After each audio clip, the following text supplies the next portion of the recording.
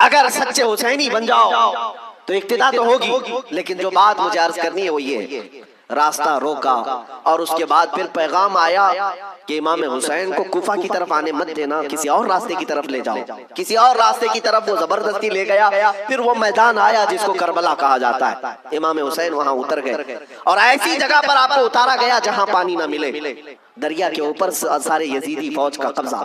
اب سنیے، محرم کا مہینہ ہے، 7ویں آ گئی، 8ویں آ گئی، اس کے بعد یہ صلح مصالحت کی بھی باتیں چلتی رہی۔ امام حسین نے پیغام بھیجا تھا عبید اللہ ابن زیاد کو، 3 آپشن دیے تھے، کوئی قبول کر لو، لیکن وہ ظالم آپ کے خون کے در پہ تھے، مانے نہیں، 4000 کا لشکر دے کر بھیجا۔ پھر اس کے بعد تقریباً 15000 کا لشکر دے کر بھیجے، 15000 یا 16000 کا لشکر دے کر دوبارہ بھیجا۔ اب یہ 9ویں محرم آئی ہے، توجہ چاہتا ہوں، 22000 کا لشکر۔ امام حسین نے خطبہ دیا کہ میں تمہارے پاس جنگ کرنے کی نیت سے نہیں آیا، تم میری عظمت نہیں جانتے، میں فاطمہ زہرا کا بیٹا ہوں، حیدر کرار کا نور نظر ہوں، رسول اللہ کا نواسا ہوں، میرے خون سے اپنے ہاتھ رنگین نہ کرو، ان پر کوئی بات اثر نہ کرے۔ اس کے بعد حر بن یزید جو 1000 کا لشکر لے کر سب سے پہلے راستہ روکنے آیا تھا، وہ یزیدیوں کے پاس آیا اور کہا ان کی ایک بات تو مان لو، وہ جنگ کرنے نہیں آئے، اگر وہ صلح چاہتے ہیں تو ختم کر دیتے معاملہ۔ لیکن یزیدی فوج کے جو بڑے سپہ سالار تھے، عمرو بن سعد یا شمر، ان لوگوں نے کہا اے حر، تجھے مصالحت کرنے کے لیے نہیں بھیجا گیا ہے، تجھے فوجی بنا کر بھیجا گیا ہے، لڑنا ہے تو ہمارے ساتھ لڑو ورنہ یہاں سے دفع ہو جاؤ۔ جب یزیدی فوج کے بڑے سپہ سالاروں نے حر بن یزید کی بات نہیں مانی تو سنو، پورے مجمع میں وہی حر جو یزید کا سپہ سالار تھا اعلان کرتا ہے تمہاری سپہ سالاری تمہیں مبارک ہو، میں حسین کے خیمے میں جاتا ہوں۔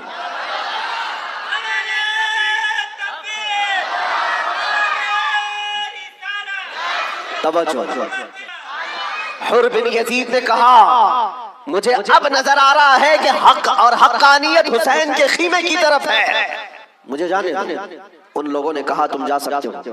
حر بن یزید کو پتا تھا حسین کے ساتھ جانے کا کیا انجام ہو سکتا ہے، 22000 کا لشکر جرار ہے اور ادھر صرف 80-82 لوگ ہیں۔ ایسے وقت میں ایک چھوٹی جماعت کا ساتھ کون دے سکتا ہے جہاں بھاری بھرکم لشکر سامنے موجود ہو؟ میرے عزیزوں، ایک چھوٹی جماعت کا ساتھ صرف وہی دے سکتا ہے جس کے سینے کو مولا ہدایت کے لیے کھول دیتا ہے۔ میں نے دیکھا ہے مصیبتوں کے وقت کون ہمارے ساتھ کھڑا ہوتا ہے۔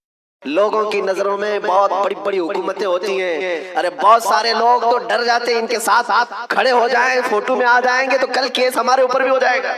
میرے عزیزوں، میں اپنی بات نہیں کرتا، لیکن ایک بات ضرور ہے، حق جماعت اگر اقلیت میں بھی کیوں نہ ہو، اللہ کی مدد آج یا کل اسی کے ساتھ ہوگی۔ اگرچہ آج وہ مظلوم نظر آئے لیکن اللہ تعالیٰ غالب فرمائے گا۔ حسین اعظم کے پاس حر بن یزید آ گئے۔ جس بات کی طرف میں تمہیں لے جا رہا ہوں اس کے لیے اتنا لمبا واقعہ بیان کرنا پڑا، جو اصل لب لباب ہے، جو خلاصہ ہے اس واقعے کا، وہ ابھی عنقریب بیان کرتا ہوں۔ نوجوانوں توجہ سے سنو، توجہ۔ حسین ابن علی رضی اللہ تعالیٰ عنہ کے پاس آ گیا حر بن یزید، قدموں میں گرا، کہا مولا مجھے معاف فرما لے، میں نے راستہ روکا آپ کا، میں آپ کو مجبور کیا اس میدان میں آنے کے لیے، لیکن میں آپ کے ساتھ اب اس وقت تک رہوں گا جب تک میری آخری سانس نہ آ جائے، میں آپ کی حمایت میں لڑوں گا۔ امام حسین نے اس سے کہا حر کہ میں نے تجھے معاف کر دیا، لیکن جا تو اپنے بیوی بچوں کے ساتھ، میری اس چھوٹی جماعت کے ساتھ رہے گا تو جان کا خطرہ ہے۔ حر بن یزید نے کہا میں نے جو راستے میں آپ کے ساتھ کیا اس کا کفارہ جان دینے سے بھی میں سمجھتا ہوں ادا نہ ہو پائے، اس لیے میں آخری سانس تک آپ کے ساتھ رہوں گا۔ رہا ساتھ میں۔ 10ویں محرم آ گئی۔ اب جو بیان کرنا ہے توجہ سے، جانتے ہیں صبح نکارہ بجا، طبل بجے، ادھر جنگ کی ابتدا ہوئی۔ یزیدیوں کی طرف سے عمرو بن سعد نے پہلا تیر چلایا اور اعلان کیا کہ ہم حسین ابن علی کے ساتھ جنگ شروع کر چکے ہیں۔ جنگ جب شروع ہو گئی، امام حسین رضی اللہ تعالیٰ عنہ کے اہل بیت کو کسی نے اترنے نہیں دیا، جو آپ کے ساتھی تھے، جو آپ کے ساتھ آئے ہوئے تھے، جو اہل بیت سے نہیں تھے۔ 5 صحابی رسول بھی ہیں مولا حسین کے ساتھ، صحابی رسول بھی تھے، وہ جب تک ساتھی رہے ہیں خاندان حسین سے ایک کو بھی میدان میں آنے نہیں دیا۔ اور جانتے ہیں اس میدان کربلا میں پہلے اترنے والا کون تھا؟ وہی حر بن یزید، اور کس کی جانب سے؟ امام حسین کی طرف سے۔ ایک بات مولا قدیر و جبار کی تمہیں سمجھنا پڑے گا، اگر وہ ہدایت دینے پر آئے تو کفر کی طاغوتی طاقتوں میں سے بھی کسی کو ہدایت دے کر کے اس کو پاسبان اسلام بنا سکتا ہے، اور کبھی گمراہ کرنے پر آئے تو کعبہ کے قریب رہ کر کے بھی کوئی گمراہ ہو سکتا ہے۔ ہاں یہ بات سمجھ کر کے چلو، جب مولا تعالیٰ ہدایت دیتا ہے، ہم نے یہاں پر بھی دیکھا ہے کہ بابری مسجد کو شہید کرنے والے آتنکی بہت سارے تھے، لیکن ہم نے برسوں بعد ایک شخص کا نام سنا تھا کہ وہ دائرہ اسلام میں آیا اور نمازی بھی بنا، پابند بھی بنا، داڑھی بھی رکھا، بلکہ تبلیغ اسلام بھی کرتا رہا، تبلیغ اسلام بھی کرتا رہا، اور وہ یہ کہتا رہا ایک زمانہ وہ تھا جب میں ہتھوڑا لے کر کے گنبد کو توڑ رہا تھا، لیکن آج ایک زمانہ یہ ہے کہ میری پیشانی ہر جگہ سجدہ الہی کے لیے جھک جایا کرتی۔ مولا جس کو جہاں سے چاہے ہدایت عطا فرمائے۔ حر بن یزید امام حسین کی طرف سے پہلے میدان میں اترنے والے۔ اب میں آتا ہوں اسی بات پر جس کے لیے میں اتنا لمبا واقعہ آپ کو سنایا۔ مقابلہ دو بدو تھا، ایک کے بعد دیگرے مقابلہ تھا۔ حر بن یزید جب گھوڑے پر سوار ہو کر مقابلے کے لیے آیا تو یزیدیوں کی طرف سے پہلوان آتے رہے، سپاہی آتے رہے، مقابلہ کرتے رہے۔ یہ تنہا حر بن یزید کا مقابلہ صبح سے لے کر کے دوپہر تک چلتا رہا۔ باقی بہت سارے مقابلے ہوئے، تھوڑی تھوڑی دیر کے بعد سب جام شہادت نوش کرتے رہے، یہ زوال کے بعد، لیکن حر بن یزید کا مقابلہ صبح سے چلتا رہا۔ اور میں نے جب تاریخ میں یہ بات پڑھی تو مجھے حیرت ہوئی کہ تنہا حر بن یزید اکیلے گھوڑے پر آیا اور یزیدیوں سے ایک کے بعد دیگرے لڑتا رہا۔ گھنٹوں کے مقابلے کے بعد جن لوگوں کو حر بن یزید نے مارا تھا ان کی لاشیں گنی گئی تو 120 لاشیں پڑی ہوئی تھی۔ یہی بات مجھے کرنا ہے، یہی بات مجھے کرنا ہے۔ تنہا ایک حسینی 120 کو مار گرا سکتا ہے کربلا کے میدان میں۔ تم صرف یہ سنتے ہو کہ حسین اعظم کے بچے شہید ہو گئے، لیکن حسینیوں نے جن کو کاٹا ہے وہ کیوں نہیں سنتے؟ وہ کم نہیں تھے، بہتوں کو فنا فی النار کیا۔ اب جو بات کہنی ہے وہ یہ ہے، حر بن یزید خاندان حسین سے نہیں ہے، اہل بیت سے نہیں ہے، انصار میں سے بھی نہیں ہے جو ساتھی وہاں سے آئے تھے، بلکہ ایک دن پہلے توبہ کر کے حسینی بنا تو دوسرے دن کی طاقت کا حال یہ ہے۔ اب بات سمجھ میں آ گئی، بات سمجھ میں آ گئی۔ ایک دن کا حسینی 120 پر بھاری ہو سکتا ہے تو جو بچپن سے حسینی ہے وہ ہزاروں پر ضرور بھاری ہوگا، کیوں نہ بھاری ہوگا۔ اعلیٰ حضرت فاضل بریلوی رضی اللہ تعالیٰ عنہ نسبت قادریت پر فخر کرتے ہوئے کہتے ہیں، کیا دبے جس پہ حمایت کا ہو پنجہ تیرا، شیر کو خطرے میں لاتا نہیں کتا تیرا۔ عزیزان گرامی، نسبت قادریت پر جب اتنا فخر ہے تو نسبت حسینی پر کتنا فخر ہو۔ مولا حسین کی نسبت نے اچھے اچھوں کو جوان کر دیا، اور ان کے سگے بھتیجے امام قاسم نے، جانتے ہو عمر کیا تھی امام قاسم کی؟ یہاں بیٹھے ہوئے اکثر لوگ عمر میں بڑے ہوں گے بہت سارے، 19 سال کی جوانی تھی، 19 سال کی جوانی۔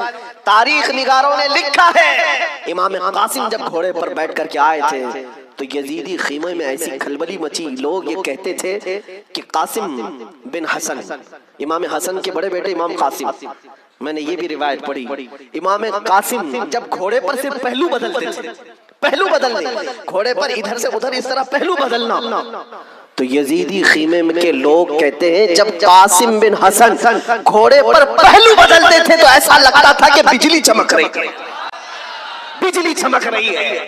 یہ خوف سینوں میں ہزاروں کے ہونے کے باوجود کس نے طاری کیا؟ میرے عزیزو، وہ رب ذوالجلال ہے، غالب حکمت والا، جس نے قرآن میں فرمایا وَلَا تَهِنُوا وَلَا تَحْزَنُوا وَأَنْتُمُ الْأَعْلَوْنَ إِن كُنتُم مُؤْمِنِينَ، تم گھبراؤ مت، پریشان مت ہو، مولا فرماتا ہے تم ہی غالب رہو گے اگر تم سچے ایمان والے ہو، اگر تم میرے مصطفیٰ کریم صلی اللہ علیہ وسلم کے سچے غلام ہو۔ لوگ تو صرف کربلا کے میدان میں یہ دیکھتے ہیں کہ امام حسین کی شہادت ہو گئی، علی اصغر کی شہادت ہو گئی، علی اکبر کی شہادت ہو گئی، عباس علمبردار کی شہادت ہو گئی، یہ شہادتیں اپنی جگہ پر، لیکن اگر کمپیریزن میں میں بتاؤں کس نے کتنوں کو مارا تھا، کس نے کتنوں کو زخمی کیا تھا، تو پھر تمہیں پتہ چلے گا کہ وہ کٹ کر کے بھی فتح یاب تھے، وہ شہید ہو کر کے بھی فتح یاب تھے۔ اس لیے کہ یزیدیوں کے پاس بولنے کے لیے منہ نہیں ہے، اگر کسی یزیدی کو پوچھے کہ تم کس کے ساتھ لڑنے کے لیے گئے تھے تو یہ کہیں گے 80 لوگوں کے ساتھ۔ کتنے لوگوں کے साजो सामान के साथ गए थे, कहेंगे 22,000 के साथ, तो दुनिया आज भी हंसेगी। 80 लोगों से लड़ने के लिए 22,000 गए थे, क्या क्या लेकर गए थे? हाथी भी थे, घोड़े भी थे, नेज़े भी थे, तलवारें भी थी, भाले भी थे, सब था। फिर अगर तुमसे पूछा जाए साजो सामान के साथ सहूलतें क्या थी, यजीदी कहेंगे पूरा पानी हमारी तरफ था, दरिया फुरात भी हमारी तरफ था, खाना भी हमारी तरफ, पानी भी हमारी तरफ। फिर दुनिया पूछेगी उधर के खीमे में हुसैन कितनी तैयारी के साथ आए थे, तो तुम्हें मुंह झुकाकर कहना पड़ेगा उनके पास सही किस्म के नेज़े और तलवारें भी नहीं थी, और घोड़े और हाथी और ऊंट भी नहीं थे। उनके पास तो 3 दिन की भूख भी थी, प्यास भी, और उसके अलावा उन नौजवानों के पास भूख और प्यास की शिद्दत के साथ साथ साजो सामान जंग भी नहीं था। तब दुनिया आज भी कहेगी भला इसको जंग कहते हैं, भला इसको मुकाबला कहते हैं। वो हुसैनी अगर तुम्हारे साथ मुकाबला ना भी करते तब भी क़यामत तक हुसैन की फतह का परचम लहरा रहा होता। लेकिन आज दुनिया ये देख करके भी कहती है, चलो तख्त और ताज के मालिक होने को अगर आज दुनिया ये कहती है, ताकत वाले फतहयाब हैं, हुकूमत वाले फतहयाब हैं, तख्त वाले फतहयाब हैं, तवज्जो से ये बात मैं आज जिम्मेदारी के साथ कह रहा हूँ। कल को अगर मुझे कोई फांसी पर चढ़ाए, कल को अगर मुझे कोई गोली मारे, तो ये बात मेरी याद रखना मेरे अजीजों, जालिमों की हुकूमत ज्यादा देर तक नहीं चलती। यजीद का तख्त भी था, ताज भी था, हुकूमत भी थी, फौजी भी थे, सिपाही भी थे, लेकिन आज जाओ उस यजीद के तख्त को ढूंढने के लिए, महल को ढूंढने के लिए। दिमश्क आज भी मौजूद है, मुल्क शाम आज भी मौजूद है। दिमश्क अगर जाकर के लोगों से पूछोगे वो तख्त कहाँ है जहाँ से हुकूमत की जाती थी, यहाँ से बैठ करके करबला के रेगिस्तानों में खून बहाया जा रहा था, यजीद कहाँ है, तख्त कहाँ है? वहाँ दिमश्क के रहने वाले शायद तुम्हारा हाथ पकड़ करके ले जाएंगे ऐसी जगह पर जहाँ पूरे दिमश्क का कचरा फेंका जाता है, जहाँ पूरे दिमश्क की गंदगी डाली जाती है, और लोग कहेंगे यहीं पर यजीद को दफन किया गया था। तुम नाक पकड़ करके भाग आओगे, वहाँ पर खड़े न हो सकोगे जहाँ यजीद को दफन किया गया था। ताज भी नहीं, तख्त भी नहीं, फौज भी नहीं, और ज़ुर्रियत औलाद भी नहीं। और फिर आओ करबला के मैदान में, फिर आओ इराक की सरजमीन पर, यहाँ किसी से जाकर पूछना, सुना है 1400 साल पहले यहाँ एक जंग हुई थी, करबला का मैदान था, रसूल के नवासे खानदान अहले बैत के टुकड़े कर दिए गए थे, उन्हें जामे शहादत पोश करना पड़ा था। वो मैदान कहाँ है? मेरे अजीजों, करबला का कोई भी आदमी तुम्हारा हाथ पकड़ कर ले जाएगा और कहेगा ए अजीज यहाँ वो मैदान नहीं है, यहाँ कोई वीरानगी और सहरा नहीं है, और तुम्हें ले जाते हैं और ले जा करके ऐसी जगह खड़ा करेगा जहाँ से तुम्हारी नजर उठेगी तो सोने से कलई किया हुआ लहराता हुआ परचम हुसैन तुम्हें आज भी इस बात का ऐलान करेगा, शाह अस्द हुसैन, बादशाह अस्द हुसैन।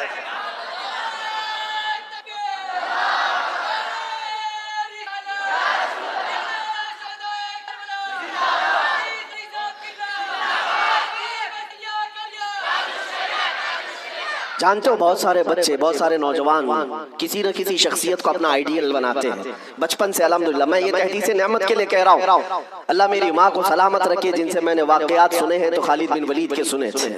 और हमारे आइडियल जो बुजुर्ग हैं उसमें मौला इमाम हुसैन है, हमने उनको आइडियल बनाया है, आप भी बना लो, इसलिए कि इन लोगों को जिसने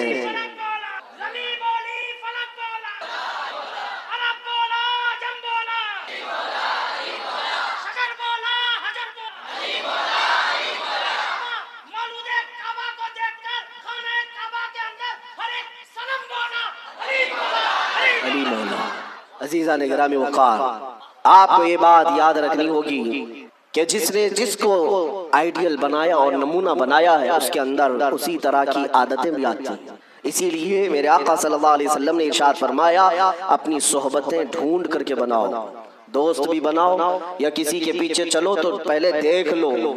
ये आज मैं बच्चों से कहता हूँ, तुम ग्लैमर की दुनिया में जिन लोगों के पीछे भागते हो, समझते हो कि ये एक्टर स्टार है, इसके पीछे भागना एक फैशन है, भागते रहोगे ऐसे घड़े में गिर जाओगे जहाँ से निकलना ही मुश्किल है। हमने देखा है इन दुनियावी मक्कारों और अय्यारों के पीछे भागने वाले नौजवान कभी सुख से न रह सके, और इनकी हैसियत क्या है, फिल्मों में आकर के थिरक करके नाच करके मुजरे दिखा करके अगर लोग ये समझते हैं कि ये बहुत बड़े स्टार हैं, मेरे अजीजों जरा हुस्न बिखरने तो दो, बुढ़ापा आने तो दो, और जब फिर झुर्रियां पड़ जाएं, कमर टेढ़ी हो जाएं, तो फिर हम देखते हैं कितने फैन हैं तुम्हारे। लेकिन मुझे यकीन है मौला हुसैन का गुलाम 80 سال کا بھی ہو جائے تو اس کے فین کی کمی نہیں ہوتی، اس کے فینس کم نہیں ہوتے۔ اور ہم نے اپنی زندگی میں حضور تاج الشریعہ کو دیکھا۔ میرے عزیزوں، دیکھا ہے آپ حضرات نے، حضرت کی عمر تقریباً 70 کے اوپر تھی، 74 سال کی عمر میں، اور بال پورے سفید ہیں، 2 لوگ پکڑ کر کے چلاتے ہیں، لیکن ہم نے دیکھا ہے جس طرف سے گزر جائے لاکھوں صرف ایک جھلک دیکھنے کے لیے بے قرار۔ ان نوجوانوں سے پوچھو، دنیا تو فلم سٹاروں کے پیچھے بھاگتی ہے اور تم 70 سال کے اوپر اس بزرگ کو دیکھنے کے لیے بےتاب ہو، بے قرار ہو۔ اور حد تو یہ ہے میرے عزیزوں، نہ ان کے آنے کا کوئی پرچار، نہ سوشل میڈیا کا زمانہ، نہ فیس بک، واٹس ایپ اور انسٹاگرام میں ہے ان کے آنے کی جانے کی خبریں، نہ ان کے جلسوں کی خبریں ہیں، لیکن پھر بھی آپ نے دیکھا کہ پورا زمانہ ٹوٹ پڑتا تھا۔ وہ جب جہاں گئے، یہی کی بات نہیں ہے، میں حضرت کے ساتھ مصر میں بھی دیکھا، اور حج میں نے الحمدللہ پہلا حج حضرت کے ساتھ کیا۔ طواف کے بعد وہ سادے لباس میں اتر کر کے نیچے اپنی کار میں بیٹھنے کے لیے آ رہے ہیں، ویل چیئر پر ہے، لیکن ایسے لوگوں کو میں بھاگتے ہوئے دیکھا جو ہندوستانی بھی نہیں، پاکستانی بھی نہیں، بنگلہ دیشی بھی نہیں، ترکی کی عورتیں اور ترکی کے مرد آپ سے مصافحہ کرنے کے لیے، دیکھنے کے لیے بھاگتے ہوئے پیچھے تک آئے۔ میرے عزیزوں، ترکی میں جمال کم نہیں، ترکی میں خوبصورتی کم نہیں، ہر آدمی گورا ہے، ہر آدمی خوبصورت ہے۔ اگر کوئی یہ سمجھتا ہو کہ حضور تاج الشریعہ کو لوگ اس لیے دیکھنے کے لیے آتے تھے کہ نہایت ہی رنگ کے آپ حسین و جمیل تھے، میرے عزیزوں، ترکیوں کے پاس حسن ہے، شامیوں کے پاس حسن ہے، مصریوں کے پاس حسن ہے، لیکن ان کو بھی ہم بے تاب و بے قرار دیکھا ہے، ہم نے دیکھا ہے۔ اسی وقت ہم نے، میرے پڑھنے کا زمانہ تھا، ان ترکیوں سے میں نے پوچھا تھا، وہ صحیح طریقے سے عربی بھی نہیں جانتے اور صحیح طریقے سے انگلش بھی نہیں جانتے، لیکن ٹوٹی پوٹی جو بھی ان کو عربی آتی۔ ہم نے پوچھا، ان کو جانتے ہو؟ ان کو جانتے ہو؟ ان کو ملنے کے لیے تم دوڑے آئے؟ کہا جانتے تو نہیں، فوٹو میں کبھی دیکھا، فوٹو تو ہوتا ہی نہیں، کہیں کوئی ویڈیو دیکھا نہیں، پھر کیوں؟ کہتے ہم نے طواف میں بیٹھے بیٹھے دیکھا، ان کی طرف ہمارا دل کھینچا جا رہا تھا۔ میرے عزیزوں، جو حسین اعظم کا غلام ہو، غوث پاک کا سچا غلام ہو، مولا کریم اس کے چہرے میں یہ کشش رکھتا ہے، چاہے وہ 80 سال کا ہو یا 90 سال کا ہو، وہ دنیا کو اپنی طرف کھینچ لیتا ہے، وہ کھینچ لیتا ہے۔ اب آؤ میں آپ کو بات بتا دوں، مر جانا، کٹ جانا، یہ ہماری انتہا نہیں ہے۔ اگر کوئی یہ سمجھتا ہے کہ ہمیں پھانسی دے کر کے یہ ختم کر دے گا تو اس کی خام خیالی ہے۔ یہاں پر انگریزوں کا دور تھا، 100 سال تک یہ اتنا ظلم کرتے رہے، ہندوستان میں آج بھی وہ تاریخ رقم ہے، لیکن سب سے زیادہ انہوں نے اگر کسی پر ظلم کیا تو مسلمانوں پر ظلم کیا انگریزوں نے۔ اور ان کو بھی آپ میں بتاؤں، آج پھر وہ دور ہمیں نظر آ رہا ہے ظلم کا، کسی ایک خاص کمیونٹی کو ٹارگٹ کرنا۔ انگریز ڈرتے تھے کس سے جانتے ہیں؟ جن لوگوں سے وہ ڈرتے تھے وہ کالا پانی کی سزا دیتے تھے۔ انڈمان نکوبار، جزیرہ انڈمان کو بھیجتے تھے، لیکن جزیرہ انڈمان نکوبار میں جو جیل ہے جہاں بھیجتے تھے، وہاں سب سے زیادہ اگر کسی کو انہوں نے بھیجا ہے تو وہ علماء اہل سنت کو بھیجا ہے۔ یعنی آج سے 100 سال پہلے بھی انگریزوں کے خیمے میں کھلبلی تھی تو علماء سے ہی تھی، حق بولنے والے علماء، علماء ربانیین، اور پھانسی پر چڑھایا ہے 30,000 علماء کو اہل سنت و جماعت کے۔ ایک بات میں آپ کو بتانا چاہتا ہوں، علامہ کفایت علی کافی رحمۃ اللہ علیہ، مراد آباد شہر کے رہنے والے ایک عاشق رسول، ان سے انگریز اتنا ڈرتے تھے، اتنا ڈرتے تھے، کیونکہ جانتے تھے کہ ان کی زبان سے نکلے ہوئے کلمات سے اچھے اچھوں کے دل بدل جاتے ہیں۔ ان کو پتا ہے عالم ربانی، عالم حقانی کی زبان کو وہ توپ سے زیادہ اہمیت دیتے ہیں، کوئی توپ اور بندوق سے مارے اس سے زیادہ اہمیت ان کو ایک عالم ربانی کی زبان سے نکلے ہوئے حق جملے۔ اسی لیے کفایت علی کافی کو گرفتار کرنے کے لیے جانتے ہیں کتنے لوگ آئے تھے؟ انگریز فوج کے 3,000 لوگ آئے تھے ایک عالم کو گرفتار کرنے کے لیے۔ ہمیشہ دنیا کے ظلم نے یہ بتایا ہے کہ یہ بزدل ہوتے ہیں، ہمیشہ بتایا ہے انہوں نے کہ باطل خیموں میں اکثر مادہ ہوتے ہیں، ان میں شیر نر نہیں ہوتا۔ ایک اہل سنت و جماعت کے عالم ربانی کو گرفتار کرنے کے لیے 3,000 کی فوج آئی اور گرفتار کیا، اور انہیں گرفتار کر کے سزائیں کیا دی تھی جانتے ہیں؟ ان کے جسم پر گرم استری پھیری جاتی تھی، اور جب ان کی چمڑی جل جاتی تھی تو نمک چھڑکا جاتا تھا۔ یہ کفایت علی کافی رحمۃ اللہ علیہ تقریباً 1 ہفتے تک انہیں سزائیں دی گئی اور پھر کہا جانے لگا کہ تم فتویٰ بدل لو، تم اپنی باتیں بدل لو، ہم اپنی حکومت میں تمہیں اہم عہدہ بھی دے دیں گے اور ماہانہ وظیفہ بھی جاری کر دیں گے۔ مگر وہ کفایت علی کافی عاشق رسول تھے، بازار مصطفیٰ میں بکا ہوا غلام پھر کسی انگریز کے ہاتھ میں کیسے بک سکتا ہے؟ میرے عزیزوں، وہ کفایت علی کافی اعلیٰ حضرت سے پہلے کے ہیں، اعلیٰ حضرت سے پہلے کہ 1857 کی بات کر رہا ہوں، غدر جس کو کہتے ہیں انگریز، اس وقت کفایت علی کافی سے کہا ان لوگوں نے، آپ نے کہا میں اپنے جملوں کو اور اپنی زبان کو بدل لوں، وہ بھی میرا دین اتنا ہلکا اور سستا نہیں ہے، میرے جسم کو ابھی تم نے صرف استری سے پھیرا ہے، اگر ٹکڑے بھی کر دو تو میں اپنے اسی عزم پر باقی رہوں گا، اس لیے کہ کربلا کی داستان ہم نے بھی پڑھی ہے۔